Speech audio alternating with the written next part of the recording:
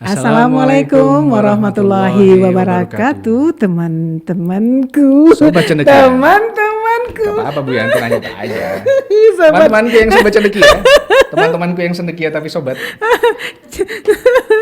Sobat Cendekia. Sobat Cendekia. Saya Yanti. Dan saya Pujo. Kita ketemu lagi di podcast Bikin Pintar. Bikin Pintar. Bikin Pintar. Nah oke, Bu Yanti, saya paham nih kenapa Bu Yanti agak nervous sekarang di podcastnya. Karena setelah ini kita juga harus memberi peringatan ya buat Sobat Cendekia di rumah yang nonton. Yes sir. Podcast kita kali ini kontennya mungkin harus dikasih peringatan trigger warning. Jadi buat Sobat Cendekia yang udah terpicu, nggak apa-apa kalau misalkan nggak nonton dulu sekarang gitu ya. Mungkin next time bisa dilihat lagi kalau udah merasa tenang. Karena seperti yang dilihat di judul podcast kita kali ini, kita akan berbicara soal bunuh diri, Bu Yanti. Tentang bunuh diri. Yes. Nah, bunuh diri. Dan ini memang bukan topik ringan ya. Bukan. We're Sangat talking berat. about lives here. Kita bicara tentang nyawa, kita bicara tentang keputusan berat yang mungkin membuat kita sampai memutuskan harus mengakhiri hidup. Dan memang tujuan kita dibikin pintar ini agar Sobat Cendekia di rumah bisa berpikir lebih panjang, bisa panjang, berpikir lebih bijaksana, lebih pintar seperti nama podcast kita, agar kita tidak memilih jalan itu. Gitu. Karena bunuh diri tidak keren. Karena bunuh diri tidak keren. Yes. Oke Bu Yanti. Kenapa tidak keren kita bicarakan hari ini? Kita akan bicarakan kali ini. Oke Bu Yanti. Pertama-tama saya ingin tahu dulu kondisi kasus bunuh diri di Indonesia itu kayak gimana sih sekarang Bu? Bad, sangat buruk ya Pak Pujo. Buruk ya, Bu Yanti. Dari data statistik yang kita dapatkan mengenai angka bunuh diri di Indonesia, tahun 2018 saja sudah hampir 3.000. 2018 sampai 2023? Sampai tahun 2018 saja sudah hampir 3.000 kasus bunuh diri. Dari tahun berapa itu? Nah itu dia, jadi yang ada datanya sampai tahun 2018. Nah sedangkan untuk tahun 2023 saja ya terjadi kenaikan sekitar 36% dari tahun sebelumnya. Dari bulan Januari sampai bulan Juli 2023 sudah ada sekitar 663 kasus bunuh diri. 663 kasus bunuh diri di Indonesia selama 7 bulan pertama 2023 ini. Berarti rata-rata 100 sekitar 100 kasus per bulan. Sekitar 100 kasus. 103 atau 4 kasus per hari. 3 sampai 4 orang yang memutuskan untuk bunuh diri per hari. Darurat. Jadi WHO mengatakan ini adalah pembunuh nomor 4 di dunia ya. Yang ada sekarang. Jadi kasusnya kalau dunia itu sekitar 800.000 ya. Sampai tahun 2019 angka bunuh diri dunia 800.000 orang per tahun. Yang meninggal karena bunuh diri. Karena bunuh diri. Oke, saya yakin Sobat Cendekia di rumah, terutama yang sering melihat berita akhir-akhir ini, kita juga sering melihat sekali banyak orang ya di sekeliling kita, mungkin di berita di mana-mana, nggak cuma di Pulau Jawa, bahkan di luar Jawa sekalipun memutuskan untuk bunuh diri dengan berbagai macam sebab, mulai dari pinjol, saya rasa dikejar debt collector, kemudian kehilangan pekerjaan, kadang-kadang putus cinta, dibully oleh teman-teman. Ya. Tapi yang paling seringnya sekarang kasusnya Pak Pujo di kalangan anak umur 15 tahun. 15 sampai berapa tahun Bu Yanti? Sampai 46 tahun. 15 sampai 46 tahun. Nah, itu kebanyakan kasus perundungan. Kalau di kalangan remaja kebanyakan karena kasus perundungan. Jadi memang karena ada tekanan dari lingkungan sekeliling. Dia merasa dihina-hina. Waduh, nggak ada jalan keluar lagi nih buat saya gitu ya, karena lingkungan sekitar saya menekan saya untuk melakukan ini gitu. Jadi memang sebenarnya apa sih Bu Yanti yang membuat seseorang itu akhirnya memutuskan untuk bunuh diri? Sebab yang paling crucial adalah karena sense of hopelessness. Udah putus asa. Tidak ada harapan lagi. Nggak ada harapan lagi. Permasalahan ini kayaknya nggak akan mungkin diselesaikan lagi dengan tetap hidup. Ya, kalau gue tetap hidup mungkin akan lebih jelek keadaannya, itu kan ya. Kemudian istilahnya permasalahan ini gitu, selain gak ada jalan keluarnya, saya juga merasa nggak cukup kuat, kompeten untuk menghadapi permasalahan ini. Gitu. Jadi merasa tidak ada harapan, tidak berdaya, mungkin tidak ada bantuan juga. Nggak ada bantuan dari sosial support systemnya, nggak dapat bantuan. Oke Bu Yanti, nah tapi sampai akhirnya kita merasa bahwa memang kita sudah nggak ada bantuan kayak gitu itu, apakah itu butuh proses kan saya rasa ya. Biasanya yang mendasarinya itu seperti apa sih Bu Yanti? Apakah memang dari awal kita sudah ada kecenderungan untuk gampang? Tadi kan Bu Yanti bilang mungkin gampang putus asa begitu Yeah, ya, kemudian juga merasa tidak berdaya. Yeah. Apa kira-kira hal yang berkontribusi mungkin dari latar belakang atau histori ya sampai akhirnya kita memang jadi lebih rentan Bu Yanti terhadap perasaan itu? Iya, biasanya penyebab paling utamanya memang karena standing ya, keadaan mental seseorang, kesehatan mental seseorang. Biasanya orang dengan masalah kejiwaan ya, baik itu mungkin karena skizofrenia, karena bipolar disorder gitu ya, karena satu lagi borderline personality disorder gitu ya. Biasanya lebih rentan, lebih cenderung untuk mengambil keputusan mengakhiri hidup mereka karena masalah mental. Kemudian juga karena biasanya karena trauma-trauma yang dilakukan, trauma yang mereka alami ya, misalnya karena sexual abuse sejak kecil gitu ya, kemudian kehilangan pekerjaan pada saat sangat butuh harus ada pekerjaan gitu ya, kehilangan status sosial gitu yang dulunya sangat prestigious tiba-tiba harus begini, malu nggak bisa menghadapi kenyataan ya, dan seperti itu, kehilangan ya, bisa karena kehilangan, karena keadaan jiwa yang nggak stabil, dan biasanya memang di kalangan orang-orang yang neurotik sifatnya seperti yang kita bicarakan di episode sebelumnya ya. Neurotik itu berarti mudah merasa tidak nyaman, mudah tidak tenang. merasa, pokoknya semua itu pandang dari sisi yang negatif aja. Tegang terus ya Bu Yanti. Betul, orang yang mengalami anxiety disorder juga cenderung begitu. Dan yang menarik Pak Pujo, dengan fenomena semakin maraknya bunuh diri ini juga karena tidak bekerjanya potensi-potensi manusia yang ada itu. Tadi kita sudah pernah ngomong ya tentang bahwa manusia itu lahir dengan potensi bisa mempunyai panca indera, bisa mengindra gitu ya. Kemudian manusia bisa berpikir gitu ya. Dengan berpikir manusia bisa berempati kepada dirinya maupun kepada orang lain gitu ya. Kemudian aspek spirituality atau conscience-nya. Nah, itu semua nggak berkembang. Sehingga ketika potensi positif manusia itu nggak berkembang, akibatnya jadi pendek sumbu, terganggu cara berpikir. Nah, orang yang pendek sumbu gitu kan nggak pernah mampu untuk bisa berpikir yang bijaksana berpikir panjang yang logis gitu ya. Nah, another matter adalah berhubungan dengan sensing tadi itu, dengan panca indera. Panca indera terlalu diberikan stimulasi ya, yang terlalu banyak. Yang semua serba instan. Kalau ada masalah, solusinya harus instan. Kalau mau ada direction, harus instan. Semuanya serba instan. Jadi akhirnya mentalitas kita adalah mentalitas instan. Ketika dihadapkan dengan permasalahan yang sangat kompleks gitu ya, ketika nggak ada solusi instan, maka kependek sumbuan kita itu kalut gitu. Nggak ada pikir panjang. Tuh, impulsivity langsung muncul gitu ya. Impulsivity muncul dan terbajaklah sudah cara bekerja rasional kita oleh perasaan ingin mana yang cepat itu, nggak ada, tutup, berarti nggak ada harapan nih, akhiri saja gitu. Tapi kalau dalam kasus Bu Yanti, mungkin Bu Yanti pernah ada beberapa kali membantu konsul ya untuk beberapa pasien.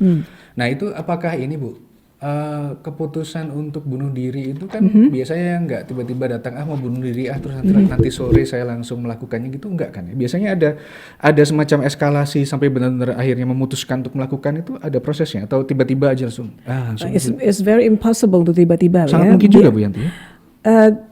Rasanya tidak mungkin ya kalau untuk tiba-tiba ingin bunuh diri gitu ya. Biasanya pasti berlarut-larut lah, betul. Ya, depresi gitu. Hanya sebuah event atau perasaan yang strong saja ya, kenegatifannya yang bisa mendrive seseorang, memberi energi pada seseorang untuk mengakhiri sejak hidupnya.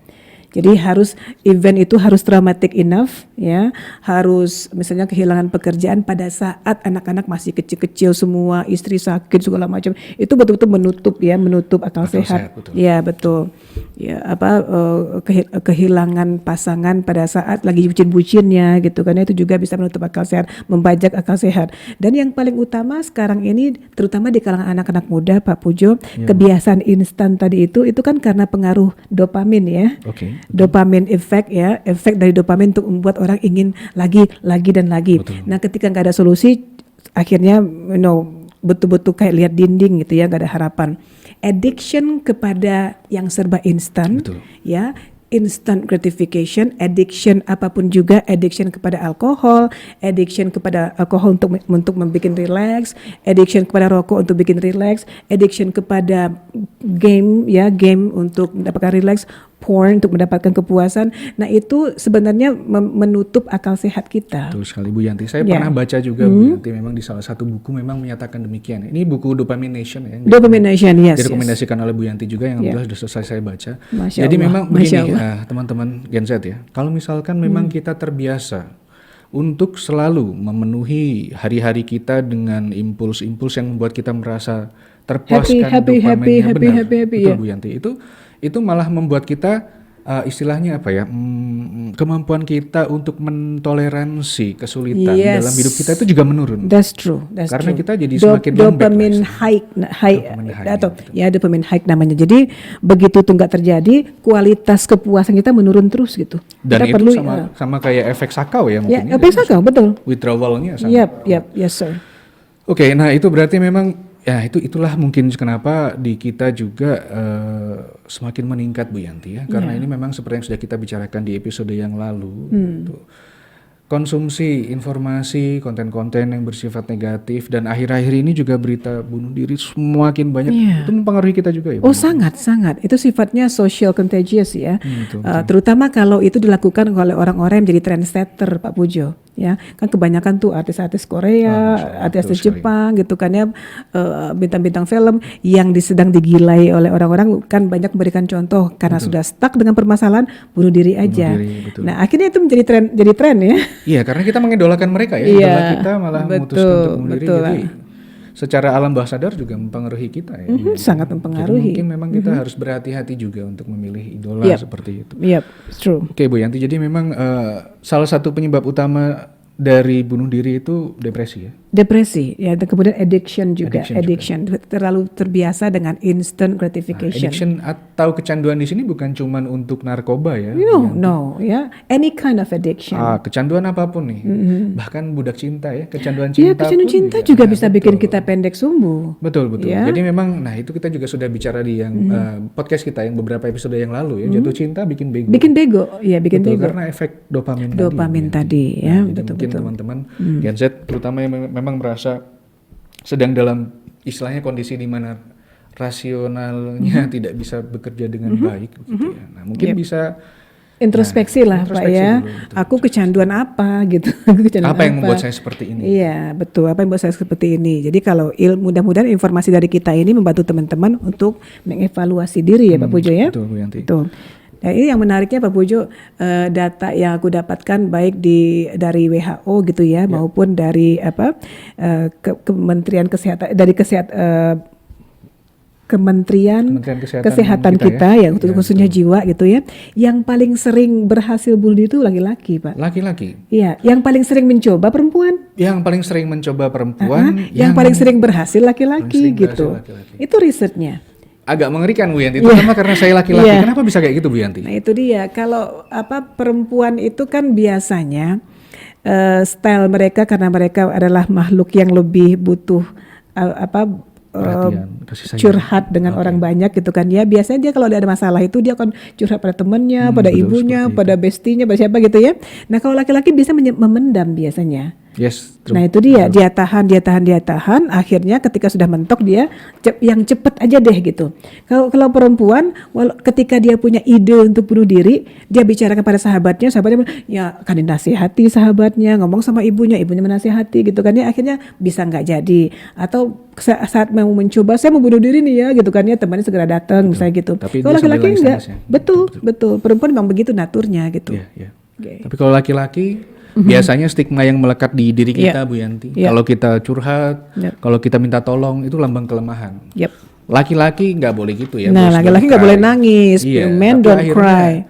Akhirnya bebannya kita tanggung sendiri dan akhirnya ya begitu Bu Yanti. Itulah yang mungkin menyebabkan kenapa jumlah laki-laki lebih banyak yang berhasil. Kalau Pak Pujo sendiri misalnya gitu, kalau sakit lebih sering langsung bantu diri sendiri dengan balsem segala macam, atau langsung ke dokter biasanya. Balsem Bu. Nah, dokter tuh kan itu gitu. ke 100 lah. Nah, kalau aku beda Pak Pujo, begitu aku sakit atau gimana udah khawatir, aku langsung bilang ke suamiku, aku kayaknya sakit deh, makanya aku ke dokter deh gitu. Aku perempuan lebih begitu gitu kan. Laki-laki enggak, udahlah gua self help aja lah. Gua bisa lah pakai ini, bisa lah herbal, bisa lah gitu. Iya gitu. Ya, jadi self treatnya bisa dengan macam-macam. Ada self treat dengan udah alkohol aja lah untuk menghilangkan kekacauan ini gitu kan ya, atau main game aja lah untuk hilang Jadi kekacauan ini. berusaha menyembuhkan rasa sakit dengan kecanduan, yang sebenarnya menyelesaikan masalah dengan malah masalah. menambah depresi dia makin tinggi. Betul, tuh. nanti Ya. selesai kita main game atau selesai scrolling nggak penting, masalahnya juga Masalah nggak tetap selesai, ada, masalah tetap ada, malah gitu. numpuk gitu ya. Karena Exactly ya. Males banget dia untuk menceritakan penderitaan kepada orang lain supaya takut kelihatan lemah katanya gitu loh Betul, Pak. betul, Bu. Kesannya ya. Oke, jadi barusan kita udah bahas ya. Jadi kenapa angka pada laki-laki yang berhasil bunuh diri juga lebih banyak. Iya. Nah, oke, sekarang saya punya 2 pertanyaan ini Bu. Yes, Dua sir. pertanyaan besar yang mungkin pembahasan juga nggak akan selesai di, Bismillah, semoga nggak berat-berat Pak Pujo. Silakan. karena emang berat Bu, topiknya juga berat. Oh my. Oke, the first of all, Ya. kalau saya dalam kondisi di mana saya merasa depresi and I'm feeling suicidal gitu ya, dan saya merasa ingin bunuh diri, Ya. apa yang harus saya lakukan Ibu? Yang paling utama itu adalah segera seek for help ya, tolong cari segera orang-orang kita percaya, orang-orang yang kita anggap bijaksana, orang terdekat kita untuk bicarakan masalah, langsung bicarakan. Karena biasanya dengan otak kita yang kalut begitu kan dibajak tuh otak depan kita gitu. Jadi kan. kita sudah nggak bisa mikir Iya, lurus ya, Bu. akal sehat kita terbajak gitu kan. Makanya kita butuh akal sehat orang lain untuk melihat permasalahan dengan lebih logis gitu ya, lebih realistis. Nah, segera cari orang kita percaya gitu kan ya, telepon segera dan ceritakan begininya. Nah, kalau ternyata orang yang terdekat itu nggak bisa juga membantu kita, Yes. carilah pertolongan kepada ustadz kepada orang tua kepada psikiater, pada psikolog gitu ya. Betul. Kalau misalkan kita kaitkan dengan episode kita yang sebelumnya di trust issue, kita memang perlu punya list, short list juga nggak apa-apa, tapi it's a list ya Bu Yanti ya.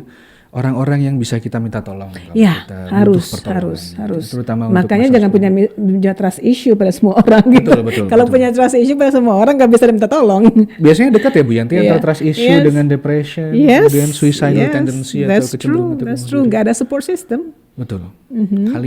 Kita semua butuh support system yang kuat karena kita bukan single fighter ya. Yes, Manusia sir. itu adalah makhluk sosial gitu. Yes sir. Jadi minta tolong. Minta tolong. Gimana pun caranya minta tolong. Minta tolong. Kalau ternyata orang terdekat nggak bisa, ustadz nggak bisa menolong gitu kan, langsung ada telepon, ada hotline-nya loh Pak Pujo. Ada hotline dari Kementerian Kesehatan, ada dari NGO juga. Ada NGO juga yang volunteer gitu Into ya. the Light. Betul. Into the Light ID begitu Malah ya. Ada ada LSM khusus. jangan bunuh diri. Betul, jangan bunuh diri. LSM-nya juga ada tuh yang khusus untuk skizo Pak.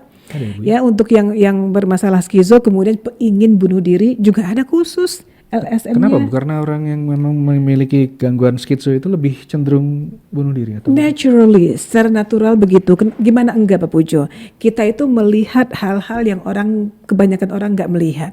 Kita mendengar apa-apa yang orang kebanyakan nggak dengar. Kita berpikir ide-ide, pikiran-pikiran yang orang itu nggak masuk di akal gitu. Jadi hidup kita selalu dianggap orang nggak normal gitu. Oke, Itu jadi kan depressing in secara itself. posisi kita Yeah. sudah diposisikan di luar dari Betul, normalisme. kita dianggap nggak normal karena indera kita itu mempersepsi apapun dengan cara yang tidak sama dengan kebanyakan orang gitu. Understood. Ya kan, jadi merasa sendirian kan jadinya. Makanya itu butuh bantuan yang sangat eksklusif ya kalau menurut aku gitu. Dari survivornya juga, dari yang memang paham Iya, gitu ya. iya, Oke, mereka berisiko informasi sekali. Informasi tadi tentang istilahnya lembaga-lembaga yang memang ada untuk membantu teman-teman orang terdekat dari Sobat Cendekia. Silakan hubungi ya. Itu ada di bawah ya di komentar. Ada kita di utamakan. komen kita, silakan teman-teman hubungi gitu ya. Jangan cari alkohol, jangan cari narkoba, jangan selesaikan sendiri gitu ya. Betul. It's okay ya. Yeah. It's kalau ada lagunya itu drakor juga ini Bu Yanti. Iya, drakor It's nih. okay not to be okay. Iya. Nah, it's okay not to be okay. Jadi Jadi it's nggak apa-apa. normal to feel unokay. It's normal to feel Iya. unokay. Jadi menyatakan diri tidak nyaman, tidak dalam kondisi baik, butuh pertolongan itu nggak apa-apa. Iya, atau kalau mau kumpulin lah gitu teman-teman yang juga pernah ngerasa ingin bunuh diri segala macam gitu. Gimana cara kita bisa keluar dari permasalahan ini? Ada moderator atau fasilitatornya satu gitu ya, yang akan membantu supaya ternyata orang ini juga merasakan hal yang nggak enak ya kalau gitu. Gimana cara kita keluar bareng-bareng nih dari sini? Jadi bikin komunitas gitu kan. Kemudian untuk karena kita sudah reach out kepada keluarga barangkali gitu ya, keluarga kita bisa tahu gitu ya, untuk yang keluarganya nih ya, apa kalau anak kita atau suami atau istri sudah merasa ingin bunuh diri, udah sangat kalu segala macam, tanda-tanda kelihatan cemas terus, gelisah terus, mengisolasi diri, hobi-hobinya nggak mau dia kerjakan lagi, pokoknya nggak mau makan atau minum lagi atau gimana gitu ya. Kepribadian berubah ya Bu Yanti? Kepribadian berubah, itu sudah warning sign, sudah red flag sebenarnya. Maka segeralah mungkin apa-apa yang mungkin pisau, garpu, tali Benar-benar ya, berbahaya ke racun itu jauh-jauhkan dari bygone, jauhkan dari orang yang sedang mengalami ini gitu. Betul ya. Bu Yanti. Nah oke, tadi ada satu hal yang tadi mau saya tanyakan, tapi agak lupa ini tadi soal ini tadi ya, soal minta tolong, nggak apa-apa nanti mungkin ingat lagi. Ya. Oke, ini Bu, tentang membangun suatu kelompok untuk ngobrol bareng ya, terutama untuk orang-orang yang merasakan hal yang sama dan dibayangi rasa ingin bunuh diri juga. Tolong koreksi kalau saya salah Bu Yanti. Kalau kita ingin bunuh diri, itu memang biasanya kita hanya terfokus kepada diri sendiri, merasa diri sendiri bebannya sangat berat dan memang sudah tidak bisa melihat sekeliling lagi. Ya. Kalau misalkan kita bertemu dengan support system teman-teman yang mungkin merasakan hal yang sama dan kita bisa saling sharing, saling mendengar, saling menguatkan, kita jadi tahu ternyata I'm not the only one. I'm not alone gitu. Dan kita bisa bersimpati kepada kondisi orang lain juga, dan itu sudah satu langkah menuju kesembuhan ya Bu Yanti ya. Ketika kita sudah bisa berempati kepada orang lain gitu kan ya, kita bisa melihat permasalahan kita jadi kecil gitu. Betul. Ya kan, itu yang terlihat gitu ya. Jadi I think memang salah satu solusinya memang melihat sesuatu itu ke bawah, bukan ke atas gitu. Kalau kita membandingkan diri kita dengan orang yang sepertinya happy banget seumur hidupnya gitu kan ya, kita kan merasa waduh gua apes banget gitu. Tapi kalau lihat ke bawah, ya orang-orang juga mengalami kefrustasian yang sama gitu kan ya, atau yang lebih frustasi dari kita tahu untuk bersyukur. Untung aku cuma begini, cuma ditinggal pacar, dia ternyata ditinggal pacar, kanker pula gitu kan ya, atau gimana, miskin pula gitu. Jadi kita belajar untuk menganggap posisi kita masih punya harapan. Selalu bersyukur. Selalu bersyukur, dan syukur itu menimbulkan harapan atau hope. Menimbulkan harapan. Dan itu benar-benar obat untuk depresi ya Bu Yanti ya. Saya juga sempat melihat beberapa referensi juga terkait depresi ya. Jadi di luar negeri itu ya, di Amerika lah ya mungkin. Tapi mereka memang sedang mempopulerkan feeling gratefulness itu Bu Yanti. Merasa bersyukur. Itu obat untuk hati yang kosong, untuk hati yang merasa depresi itu bersyukur tadi. Karena ketika kita merasa kita masih kurang, kita nggak mulai Pak untuk mengembangkan diri. Tapi ketika kita melihat, wah aku sudah ada ini, sudah punya ini, alhamdulillah sudah punya ini, kita siap untuk naik gitu loh. Betul. Jadi caranya kita bersimpati, berempati, membantu yang kurang beruntung. Iya, terasa keberuntungan kita jadinya gitu. Jadi biar kita bisa lebih bersyukur juga ya. Jadi hati kita yang terluka bisa sembuh sedikit-sedikit juga ya Bu Yanti. Benar Pak. Yang saya kan Bu Yanti tadi, yang pertama kan tadi apa yang harus saya lakukan kalau saya merasa ingin bunuh diri. Sudah dijawab, terima kasih Bu. Yang kedua nih, tadi Bu Yanti juga sebenarnya sudah membahas bagian Bu Yanti. Apa yang perlu kita lakukan kalau ada orang-orang di sekitar kita yang memiliki yaitu tadi keinginan untuk bunuh diri. Tadi Bu Yanti juga sudah bilang ya. Gimana tadi Bu? Iya, yang pertama segera kita kan perhatikan nih ya. Kita perhatikan ini orang yang biasanya ceria, murung banget gitu kan ya. Ada perubahan yang luar biasa, signifikan. Kemudian orang ini yang biasanya optimis, pencemas banget gitu ya, yang biasanya aktif bersosialisasi, mengisolasi diri, nggak mau keluar kamar gitu kan ya. Orang yang biasanya jarang nangis mulu kerjaannya gitu kan ya, atau tiba-tiba pendiam luar biasa gitu kan, menarik diri, pendiam, yang tadinya nggak makannya aman-aman saja jadi nggak makan lagi, atau makan terus nggak berhenti makan terus gitu kan ya.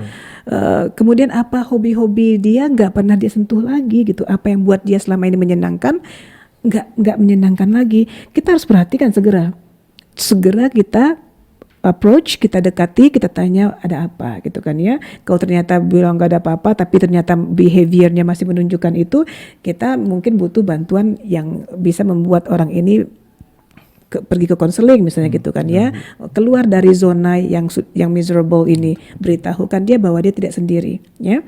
Itu nomor satu. Kemudian kalau nggak berhasil melakukan itu sendiri, segera telepon hotline yang tadi contohnya gitu ya, hubungi psikolog contohnya atau psikiater Ya, kemudian juga yang paling penting itu Pak Pujo, mungkin kalau spirituality adalah hal yang paling jarang sekali ya dilibatkan dalam pembicaraan mengenai mental health Gimana ya, Bu yang Yanti? Betul. modern, yang konvensional gitu ya. Padahal sebenarnya kalau Pak Pujo tahu rumah sakit mental di dunia yang pertama itu ada di Baghdad ya, dan ya itu di Irak ya Pak Pujo. Dan Ar-Razi adalah betul-betul orang pertama yang menciptakan rumah sakit itu, rumah sakit jiwa itu ditreat betul-betul dengan cara yang holistik Pak. Bukan hanya badannya disehatkan dengan herbal-herbal khusus gitu kan ya, tapi juga jiwanya ditenangkan dengan cara kemudian berikan cognitive behavioral therapy seperti Al-Balkhi contohnya itu ya. Beliaulah yang pertama kali di abad ke-9 menciptakan metode cognitive behavioral therapy yang kata orang sekarang itu hal yang sangat keren gitu ya. Tapi sebenarnya di zaman keemasan Islam itu salah satu karya kita terhadap dunia. Betul. Jadi di situ dalam terapi mereka selalu melibatkan spirituality. Kenapa spirituality itu harus dilibatkan? Karena ketika kita percaya ada sesuatu yang maha segala, yang maha berkuasa, yang maha kuat, yang maha penolong, yang ada di sisi kita, yang akan menolong kita, itu menimbulkan kembali hope yang sudah hilang tadi itu. Ya, makanya Indonesia kan nomor 1 yang paling positif di dunia. Kenapa? Karena falsafah negara kita berlandaskan kepada ketuhanan yang Maha Esa. Agama itu adalah bagian yang sangat integral dalam segala hukum perundang-undangan dan aspek kehidupan sistem nilai di Indonesia. Jadi bersyukurlah kita kalau masih percaya Tuhan gitu ya. Betul. Masih ada Tuhan, biasanya akan ada hope. Nah, jadi di kalangan orang-orang yang sudah kehilangan hope kepada Tuhan gitu kan ya, kita harus betul-betul waspadai itu gitu ya. Dan mungkin nggak dengan mengajari makanya kamu kurang iman sih, nggak begitu, jangan juga ya, Bu, gitu ya. ya. Saya sering dengar Ya, gitu. mungkin kita lakukan terapi secara psikologi Islam barangkali Pak Pujo. Apa itu hidup? Apa tujuan hidup? Bagaimana mengenali diri mereka? Karena ketika seseorang mengenali dirinya dengan baik ya, mereka akan belajar untuk bersyukur nantinya. Ketika mereka tahu bersyukur, mereka akan mulai melihat siapa yang menciptakan aku.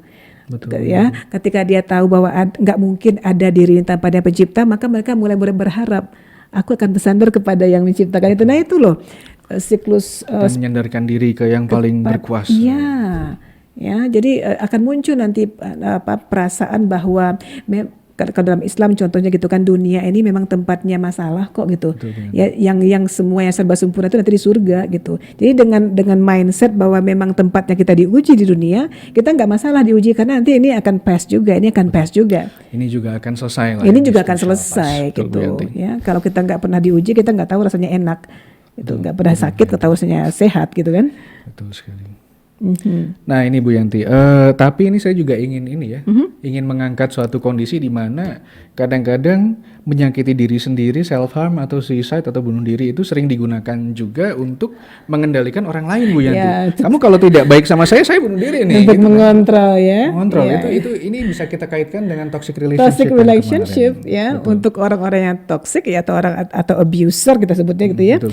Buat mereka kontrol itu nomor 1, dan untuk mempertahankan kontrol mereka bisa melakukan apa saja termasuk mengancam akan bunuh diri ya. Jadi kita menghandle ini harus hati-hati juga. Jadi nggak boleh kita panas-panasin ya. Ya, Salah cara bunuh ya diri. udah gitu. bunuh diri lu, nggak bisa juga gitu. Jangan gitu ya, Bu nggak Yanti. bisa Nanti Pak. bisa kena polisi. Gitu. Egonya ya, karena mereka narsis dan mereka sangat egosentrik. Orang-orang seperti ini mungkin mereka akan lakukan langsung. Kalau kita pancing malah Dipancing memang bunuh diri beneran nih. Bisa jadi itu. Jadi dan malah harus sering hati-hati. terjadi. Sering terjadi begitu. Apalagi kalau sama laki-laki nih. Ya, kalau sama perempuan masih lumayan, masih berusaha untuk gitu. Kamu sih mengdahan jasa, bener-bener aku lakukan beneran ya, kayak gitu ya, masih ada gitunya. Kalau perempuan, kalau laki-laki enggak, nggak ada harapan lagi, dia nggak bisa mengontrol lagi, udah selesaikan saja gitu ya. Iya Bu Yanti, betul. So, jadi memang kalau untuk orang seperti ini, kita pernah ngobrol bagaimana menghandle orang yang toksik ya gitu ya. Cukup dengan mengatakan, saya tidak suka cara berpikir kamu. Kalau menurut kamu itu apakah menurut kamu membunuh diri kamu itu menguntungkan kamu? Ya, apakah akan memperbaiki hubungan kita? Kan tidak gitu. Jadi ajak ngomong aja, ajak ngomong itu sambil mungkin tangan menelpon siapa gitu atau gimana gitu ya. Yang penting jangan ditantangin aja Pak Pujo. Dan jangan dicuekin juga gitu. Ya, atau dia pergi aja itu bisa bikin dia makin gila gitu, makin impulsif. Karena bunuh diri atau attemptnya itu bisa cara untuk cari perhatian juga ya. Cara untuk perhatian, untuk mempertahankan powernya tadi, kendali atas victimnya ini gitu kan. Nah, kita bertindak dengan cara bangkitkan cara berpikir rasional mereka, tetap tanpa kehilangan stance kita. Emang aku harus putus dengan kamu melakukan keinginan bunuh diri seperti ini, saya semakin menemukan alasan kenapa harus putus dengan kamu. Tidak gitu. baik buat kita. Iya, betul. Dan saya ingin kamu menjadi orang yang positif dan kuat nantinya, nggak begini caranya gitu. Sambil itu mungkin sambil ditelepon gitu kan. Betul. Hotline atau tawarkan, kamu cobalah bicara dengan psikolog segala macam ya. Hubungan seperti ini nggak sehat. So speak up. Betul. Tapi dengan cara yang tidak nantangin gitu. Betul. Kalau misalkan Anda dan tidak dalam kondisi untuk bisa istilahnya menghadapi pasangan atau rekanan yang kalut ya, dia emosi pengen bunuh, Anda emosi juga, minta tolong yang lebih tenang ya. Ya, Pak Ustadz tolong Pak Ustadz. Pak Ustadz tolong ya, tunggu. gitu. Mari kita panggil ini ya, mari kita panggil itu ya gitu. Ya, ditinggal juga nggak bagus, langsung ditinggal gitu juga nggak bagus gitu. Ya, we don't know ya kegilaan atau keegoisan mereka bisa saja membuat mereka makin nekat gitu. Betul Bu Yanti. Nah ini karena kita bicara tentang nyawa, memang kita harus hati-hati ya Bu Yanti. Yes, ya borderline personality disorder, orang yang mengalami ini juga cenderung akan melakukan apa saja. Betul Bu Yanti. Untuk tetap mempertahankan sayang atau afeksi dari orang yang diinginkannya ini. Aku kalau nggak ada kamu aku mati. Mati aku gitu kan, hancur aku dan segala macam. Seperti itu ya. Nah itu yang memang relationship-nya sudah toxic gitu. Yes sir. Teman-teman harus berhati-hati juga kalau misalkan terlibat dalam hubungan yang tidak sehat seperti di episode kita yang sebelumnya tentang toxic relationship. Ya ini salah satu tanda-tandanya. Ada tuh Pak Pujo, salah satu orang yang aku kenal gitu ya di waktu SMA dulu, dari pacaran aja dia sudah melakukan itu. Berkali-kali ngancem lompat, yang cewek ini lompat aja, beneran lompat Pak, beneran lompat. Tapi akhirnya waktu itu kita ngobrol gitu kan ya, diem aja lah gitu, diem aja. Waktu itu kan orang nggak ngerti psikologi ya, kita bilang diamin aja, tapi nggak usah tantangin gitu. Memang waktu itu dia nggak nantangin, cuma diem aja. Tapi dia nggak mengadukan kepada ibu si cowok ini bahwa anaknya begitu dan ibunya menghandle, nggak tahu gimana cara ibunya menghandle. Tapi terjadi itu dulu pernah. Seram juga Bu. Iya dia benar-benar lompat nih. Saya tabrakin di motor, katanya tabrakin aja, tabrakin. Ya hati-hati ya, hati-hati sampai cendik ya. Jangan sampai kalian menyesal. Jangan sampai kalian menyesal gitu ya. Karena nah ini saya juga ingin bicara Bu Yanti tentang nah ini mungkin juga bisa jadi masukan ya buat teman-teman yang memang ada keluarga, ada teman, ada kenalan, mungkin ada pasangan yang mungkin mengakhiri hidupnya sendiri dengan cara yang tidak baik. Untuk orang-orang yang ditinggalkan Bu Yanti, ada survivor's guilt. Itu dia. Jadi yang ada di masyarakat kita sekarang, terutama di Indonesia ini ya, saya nggak tahu persis seperti apa kondisinya di luar sana. Tapi khusus di negara kita ini, karena kita negara kolektif ya, negara yang menganggap bahwa kita itu nggak bisa hidup sendiri, bahwa orang lain itu adalah bagian dari klub kita, klik kita gitu ya. Jadi apa pendapat orang lain matter banget buat kita gitu. Nah, yang harus ditekankan kepada keluarga ini gitu ya. Pertama ya, kita harus mulai mengganti mindset kita bahwa pendapat orang lain itu ya adalah yang terbaik. Yang perlu kita perhatikan adalah apa pendapat dari Tuhan gitu ya, pendapat dari universal good contohnya gitu ya. Jadi jangan jadikan pendapat masyarakat banyak itu sebagai kebenaran gitu ya. Itu bukan sumber kebenaran. Jangan terlalu ingin pleasing people ya, takut kehilangan people kalau anak kita melakukan hal itu. Karena mereka tidak ikut bantu mencari makan buat kita kan sebenarnya ya. Kalau kita sedih, apakah mereka ikut bersedih? Kan tidak gitu ya. Ya kan, cuma bisa memberikan judgment tanpa tahu bagaimana situasi yang sebenarnya gitu. So belajarlah untuk mengatakan you cannot control me, I am the only one who knows the truth gitulah. Jadi dan apa yang kami alami Anda tidak mengerti gitu. Mindsetnya harus begitu sekarang. Lu nggak ngasih makan gua kok. Itu ya Bu Yanti. Iya. Itu untuk kemudian yang kedua, berhentilah menganggap bahwa anak yang bunuh diri itu adalah aib kita. Itu bukan aib ya, itu adalah fenomena yang butuh problem solution gitu ya, perlu solusi. Jadi sebenarnya Anda justru bisa menjadi advokasi untuk mengatakan bahwa look, anak saya melakukan ini gitu kan ya, maka bagaimana cara supaya anak Anda juga tidak melakukan itu. Betul. Bagaimana kita menyelamatkan anak-anak yang Advokasikan lain. ya kebaikan gitu ya. Kayak siapa tuh? Henry siapa tuh, Yosodiningrat Pak, yang anaknya narkoba Pak, Aduh, saya lupa. pengacara yang sangat terkenal itu. Justru beliau menjadi orang yang aktivis untuk anti narkoba gitu. Karena tidak ingin anak orang lain mengalami hal yang sama. Tidak ingin orang lain kehilangan anaknya karena narkoba seperti itu. Betul, dia nggak peduli reputasi segala macam. Yang dia pikirkan adalah bagaimana cara menyelamatkan orang. Akhirnya orang sangat kagum kan, sangat terbantu oleh usaha dia. Dia mendirikan gerakan dirikan jenis komunitas untuk membantu orang-orang yang korban narkoba, dan bagaimana cara mengedukasi parents supaya anak-anak jangan sampai terjatuh ke lembah itu. Nah itu kan bisa, harusnya berhentilah menganggap itu sebagai aib gitu. Betul. Ya? Kita juga sebagai sobat cendekia di sini berarti kita juga harus mengarahkan pikiran kita, usaha kita ke hal-hal yang sifatnya positif ya Bu Yanti. Yes sir. Bahkan ketika mungkin ada yang mengalami bunuh diri, kita nggak boleh menjelek-jelekan begitu ya, lemah banget gitu ya.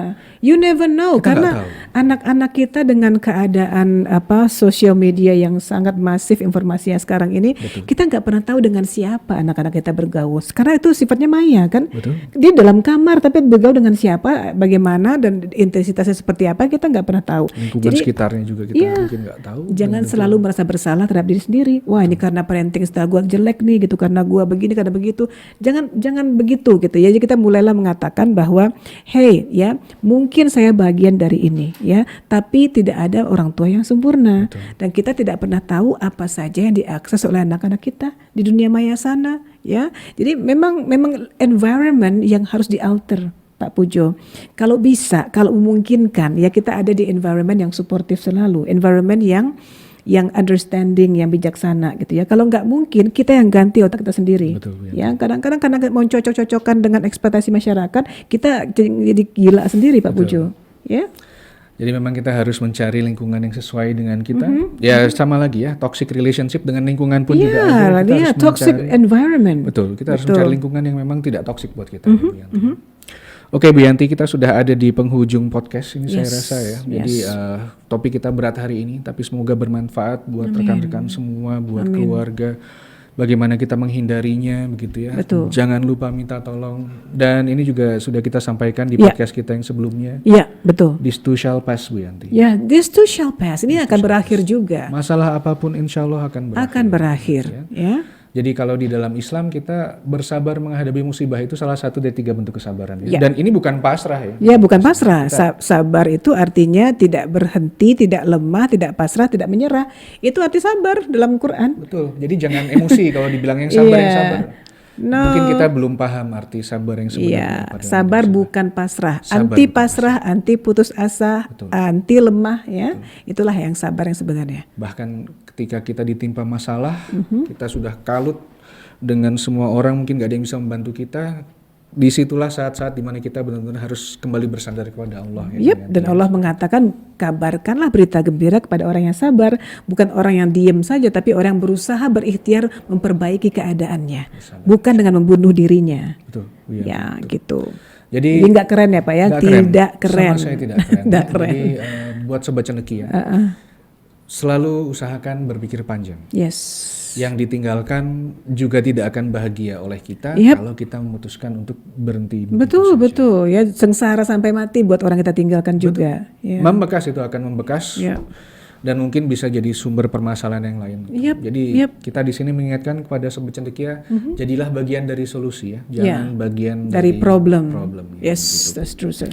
Saya rasa begitu Bu Yanti untuk pembahasan kita hari ini, sobat cendekia. Sekali lagi nomor untuk hotline yang bisa dikunjungi ada di bawah. Silakan. Dan termasuk LSM-nya Pak Pujo ya. Termasuk LSM-nya betul sekali. Meminta tolong itu bukan tanda kelemahan. Kita lemah, justru kita kuat dan ingin hidup, itu artinya minta tolong itu. Itu kekuatannya sebenarnya. Orang yang minta mati itu lemah. Orang yang minta mati, orang yang bunuh diri itu lemah ya. Sayang sekali, tapi itu ya kelemahan dalam jiwa. Mari kita sama-sama menguatkan jiwa kita. Yes. Agar kita bisa menyelamatkan jiwa kita sendiri, menyelamatkan jiwa-jiwa orang sekeliling kita juga. Setuju sir. Betul sekali Bu Yanti. Kalau begitu terima kasih sobat cendekia. Saya Pujo. Dan saya Yanti. Wassalamualaikum warahmatullahi wabarakatuh.